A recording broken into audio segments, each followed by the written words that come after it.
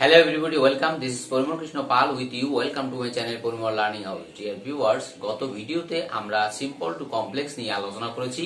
তারই ধারাবাহিকতায় আজকে বাকি রুলস গুলো নিয়ে আলোচনা করার চেষ্টা করব। Those who have not seen my previous lecture, they will see the link given in the description box. Dear viewers, আমরা যদি দেখি বাক্যে because of, on account of থাকে, তাহলে সিম্পল করার জন্য প্রথমেই আনবো because of, owing to তুলে দিয়ে as বা since প্লাস পজিটিভ ফর্মটিকে সাবজেক্ট রূপে আনবো প্লাস ভার্বটি দ্বিতীয় বাক্যে যে ফর্মে থাকবে সেই ফর্মে হবে প্লাস প্রথম বাক্যের বাকি অংশ প্লাস কমা প্লাস অপর বাক্য সরাসরি বসে। টু সিট অ্যান এক্সাম্পল, আমরা প্রথমে যে দেখব because of our playing well we won the game. আমরা ভালো খেলার জন্য বা ভালো খেলার কারণেই আমরা খেলায় কিন্তু জয়লাভ করেছি। সো আনসারটা কি হবে? প্রথমে আমরা বিকজ অফ তুলে দেব। বিকজ অফ তুলে দিয়ে আমরা কি আনবো? প্রথমে আনবো সিন্স বা এস বা since oblique S U like best একটা লিখলে হবে। সিন্স এরপর পজিটিভ ফর্মটা কোনটা আছে? আওয়ারটাকে আমরা সাবজেক্ট করে আনলে হবে কি উই। এরপর আমি বলছি যে ভার্বটি দ্বিতীয় বাক্যে যে ফর্মে আছে, যেহেতু এখানে ওম আছে পাস্ট ফর্ম, তাহলে উই ওয়ার প্লেইং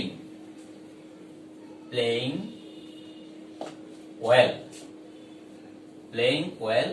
প্রথম বাক্য লেখার পর হবে কি কমা, এরপর অপর বাক্য সরাসরি বসবে we won the game. Okay, I repeat, আমরা দেখব যে বাক্যে বিকজ অফ বা অন অ্যাকাউন্ট অফ আছে কিনা।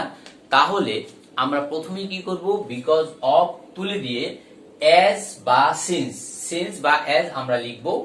এরপর পজিটিভ ফর্ম কি সাবজেক্ট রূপে আসবে, এখানে আওয়ার আছে হলো কি উই। আওয়ার এর পজিটিভ ফর্ম থেকে আমরা সাবজেক্ট আনলাম কি হলো উই।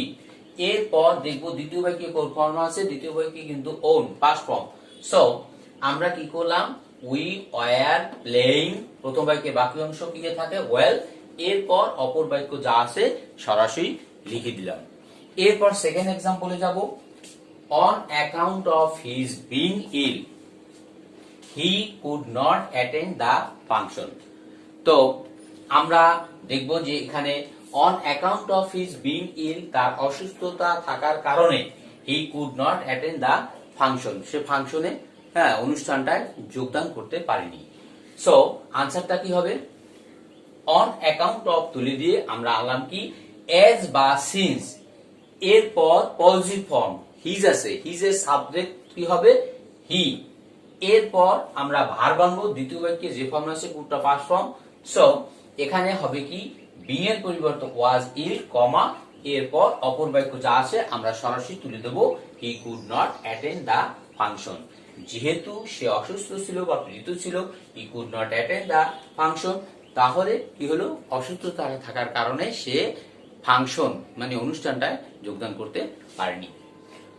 নেক্সট রুল, বাক্যে আমরা যদি দেখি টু বা ইন অর্ডার টু থাকে, তাহলে প্রথমেই সাবজেক্ট আনবো। সাবজেক্ট আনার পর আমরা ভার্ব আনবো, তারপর টু বা ইন অর্ডার টু পূর্বপর্যন্ত লিখবো, টু বা ইন অর্ডার টু তুলে দিয়ে সো দ্যাট আনবো, প্লাস সাবজেক্ট পূর্বে যে ব্যবহৃত হয়েছে সেটা প্লাস ভার্ব, প্লাস এখানে ক্যান কুড মে মাইট, তারপর ভার্ব আনবো প্লাস ক্লোজ, এরপর যা থাকে সেটা লিখে দেবো। আমি বোর্ডে লিখেও দিয়েছি। বাক্যে টু বা ইন অর্ডার টু থাকলে ইহাদের পূর্ব পর্যন্ত সরাসরি বসে, এরপর টু বা ইন অর্ডার টু কি করব? এর পরিবর্তে আমরা সো দ্যাট লিখবো, প্লাস সাবজেক্ট যা পূর্বে ব্যবহৃত হয়েছে, প্লাস টেন্স অনুযায়ী can could plus verb plus clause. For example, we eat food to live. আমরা খাদ্য গ্রহণ করি কেন? বেঁচে থাকার জন্য। তো আনসারটা হবে কি we eat food so that. আমার প্রশ্ন ছিল টু বা ইন অর্ডার টু থাকলে ইহা তুলে দিয়ে সো দ্যাট আনবো, এরপর আমি সাবজেক্ট আনবো, সাবজেক্ট কি আছে উই, আনলাম উই। এরপর আমরা অর্থানুসারে ক্যান কুড মে মাইট এগুলো আনবো। আমি সংক্ষেপে লিখছি ক্যান কুড মে মাইট লিখি নেই, এটা বুঝে নিতে হবে যে ক্যান কুড মে মাইট হতে পারে। তো we eat food so that we may live. I repeat, আনসারটা কি হলো? We eat food so that, আমরা খাদ্য গ্রহণ করি যাতে উই মে লিভ, আমরা বেঁচে থাকতে পারি। Next example, Nipa is studying attentively in order to make a good result. তাহলে নিপা কি করছে?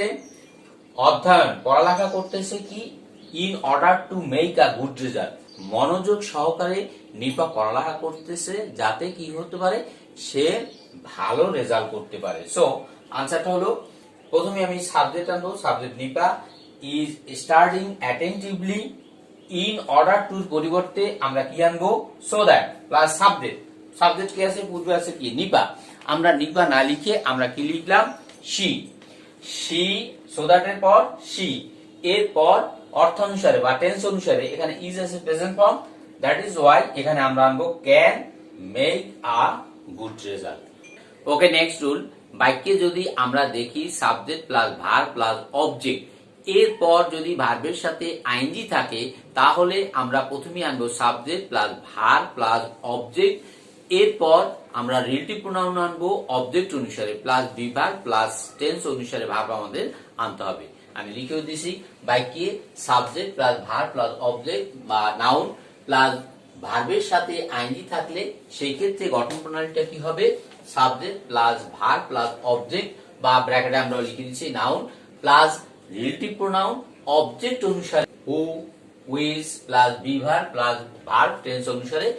For example, he saw a tiger walking in the jungle, সে দেখেছিল একটা কি বাঘকে কোথায়? হাঁটতে, বনের ভিতর। সো আনসারটা হবে কি? প্রথমে আমরা আনবো সাবজেক্ট, সাবজেক্ট কি আছে? হি প্লাস ভার্ব স, আনলাম স, এখানে যদি আর্টিকেল থাকে সেই আর্টিকেল আমরা নিয়ে আসবো আই স আ টাইগার, এরপর অবজেক্ট, অবজেক্ট কি আছে? সাবজেক্ট হচ্ছে হি, ভার্ব হচ্ছে স, এ আর্টিকেল এবং টাইগার হচ্ছে নাউন বা object. So he saw a tiger, he saw a tiger, এরপর আমি বলছি অবজেক্ট অনুসারে, অবজেক্ট অনুসারে আমাদের রিলেটিভ প্রোনাউন আনতে হবে হু, হুইচ, যেহেতু টাইগার অতএব এখানে হবে হুইচ, এরপর আমরা আনবো বিভার্ব, এখানে ছটা পাস্ট ফর্ম, সো ওয়াজ হবে হুইচ ওয়াজ কি? ওয়াকিং, এরপর ভার্ব টেন্স অনুসারে যা আছে, তাহলে ওয়াকিং, ওয়াকিং ইন দা জঙ্গল। ওকে, আই রিপিট, সাবজেক্ট দেখবো আমরা, এরপর ভার্ব আছে কিনা, তারপর আর্টিকেল থাকতে পারে, সেই আর্টিকেল এরপর অবজেক্ট থাকলে এবং ভার্বের সাথে যদি আইএনজি থাকে ফর্মুলা অনুসারে, সেই ক্ষেত্রে প্রথমেই সাবজেক্ট আনবো, সাবজেক্ট আনছে কি? হি, আনার পর ভার্ব হচ্ছে কি? স, আনলাম স, এরপর আর্টিকেল দেওয়া আছে আ, এরপর আমরা অবজেক্ট আনবো বা নাউন টাইগার, আনলাম টাইগার, এরপর এই অবজেক্ট অনুসারে আমাদের রিলেটিভ প্রোনাউন আনতে হবে, যেহেতু টাইগার আছে অতএব এখানে আনলাম হুইচ, এরপর ভার্ব বিভার্ব আনবো, অর্থ অনুসারে বিভার্ব, যেহেতু ছটা পাস্ট ফর্ম, সো এই জন্য ওয়াজ আনলাম, ওয়াজ, এরপর ভার্ব কি আছে? ওয়াকিং ইন দা জঙ্গল। Next example, we saw a man sleeping, আমরা দেখেছিলাম একটা লোককে ঘুমাতে দেখতেছিলাম, ঘুমাইতেছিল। আনসারটা হবে উই, আনলাম সাবজেক্ট, ভার্ব আনলাম স, আর্টিকেল হচ্ছে আ আনলাম, এরপর ম্যান, এরপর এই অবজেক্ট অনুসারে কি আনবো? রিলেটিভ প্রোনাউন, যেহেতু মানুষ সেই ক্ষেত্রে হু, তাহলে হু প্লাস অর্থ অনুসারে ওয়াজটা পাস্ট ফর্ম, এই জন্য আমরা আনলাম কি? ওয়াজ, এরপর যা আছে ভার্বটা স্লিপিং। ওকে, এরপর পরবর্তী রুল, আমরা যদি দেখি বাক্যে বিং থাকে সেই ক্ষেত্রে প্রথমেই আমরা সিন্স আনবো প্লাস আমরা সাবজেক্ট আনবো, সাবজেক্ট আনার পর বিং তুলে দিয়ে আমরা অর্থানুসারে ভার্ব আনবো, এরপর প্রথম বাক্যের বাকি অংশ প্লাস কমা, এরপর অপর বাক্য সরাসরি বসে।